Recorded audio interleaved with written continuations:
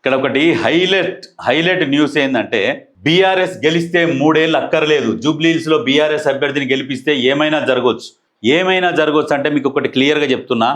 జూబ్లీహిల్స్ లో బీఆర్ఎస్ అనేది గెలవదు అది వాస్తవము.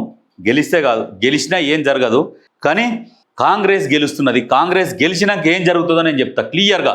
కాంగ్రెస్ గెలవంగానే ఏం చేస్తుంది అంటే భారీ మెజార్టీతో గెలవంగానే బీఆర్ఎస్లో ఉన్నోళ్ళు మొత్తం బ్యాగులు చదువుకొని ఎవ్వరి దారి వాళ్ళు చూసుకుంటారు. ఇది 100% ఇది 100% జరుగుతుంది.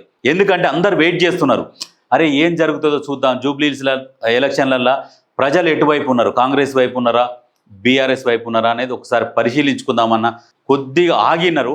ఈయనేమో తిప్పల పడతా ఉన్నాడు, మేము పోతాం సార్, మేము ఉండలేము ఇంట్లో, ఎట్లయినా కొద్దిగా మాకు అభివృద్ధి పనుల కోసం అని చెప్పేసి సాకుతో చెప్తే కూడా ఆగురి మీరు చూడురి మన రిజల్ట్ ఎట్లుంటుందో అని చెప్పేసి వాళ్ళని ఆపుతా ఉన్నాడు.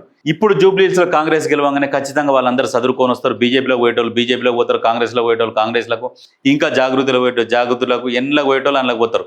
బీసీల పార్టీ మల్లన్న దాంట్లో పోయేటోళ్ళు మల్లన్న దాంట్లోకి పోతారు. లాస్ట్కి ఫైనల్గా ఏమవుతుందంటే వీళ్ళు ఒక్కళ్ళే నిలబడతారు. ఇది 100% ఇది జరుగుతుంది. రాష్ట్రంలో ఏమైనా జరగవచ్చు అంటే ఇదే జరుగుతుంది. గులాబీ అనేది కనబడకుండా పోతుంది, గుర్తుపెట్టుకోరు. 100% ఇది జరుగుతుంది. బీసీలను మోసగించిన కాంగ్రెస్కు ఉప ఎన్నికల్లో బుద్ధి చెప్పండి. ఏం అవల మాటలు ఇవి కాకపోతే ఏంది ఇది? రేవంత్ రెడ్డే కదా బీసీలకు రిజర్వేషన్ కల్పించాలని 42% కల్పించాలని చెప్పేసి గవర్నర్ దగ్గరికి తీసుకుపోయిండు. ఆయన ఆర్డినెన్స్ గవర్నర్ లేకుంటే మళ్ళీ రాష్ట్రపతి దగ్గర కూడా తీసుకుపోయి అక్కడ కూడా పెట్టే, కోర్టుకు కూడా పోయే, సుప్రీంకోర్టుకు కూడా పోతుండే. ఇవ్వకుంటే పార్టీ పరంగా రిజర్వేషన్లు ఇస్తామని కూడా చెప్పే, ఇంకా మళ్ళీ కాంగ్రెస్ పార్టీ మోసం చేసిందని చెప్పేట అందుకన్నా కొంచెమన్నా సిగ్గుండాలి. ఏమంటారు కదా, ఎరగటోనికన్నా ఎత్తేసేటోనికన్నా సిగ్గుండాలన్నట్టు ఇక అట్లా ఉండాలి. నువ్వు చెప్తే వినటోనికి అట్లనన్నా ఉండాలి. అంత పరిస్థితి తీసుకొని వస్తున్నావు. కాంగ్రెస్ పార్టీ కదా సపోర్ట్ చేసింది, కాంగ్రెస్ డబ్బులు ఇస్తుంది తీసుకోండి అట, ఓటు మాత్రం వీళ్ళకి వేయాలంట. సిగ్గున్న ఎవరు ఇస్తున్నారు డబ్బులు? మీ గుడమే చేసుకొని ఆలోచన చేయరి. జూబ్లీహిల్స్లో పైసలు వంచుతున్నది ఎవరు? ఫస్ట్ ఇంటింటికి పోయి ఫస్ట్ 2,000 వంచుతున్నది ఎవరు? ఫోన్పే జీపేలు కొడుతున్నది ఎవరు?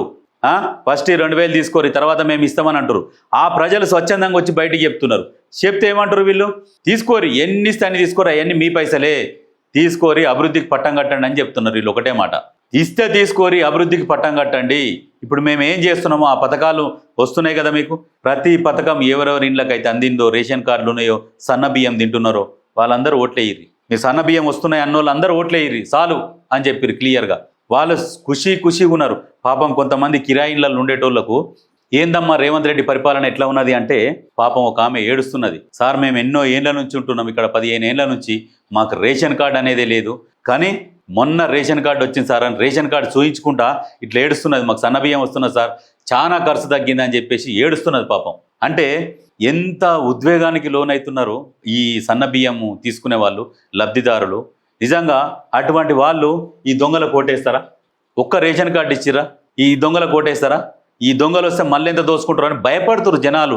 వీళ్ళు ఓటు అడగడానికి వస్తే కూడా భయపడుతున్నారు జనాలు. నిజంగా జనాలు మీరు భయపడకండి, వాళ్ళు ఇప్పుడు అధికారంలో లేరు కాబట్టి మీరు ఏం భయపడకండి. వాళ్ళు మళ్ళీ అధికారంలోకి రారు. జనాలకు క్లియర్గా చెప్తున్నాం, వాళ్ళు రారు, మీరు భయపడకండి.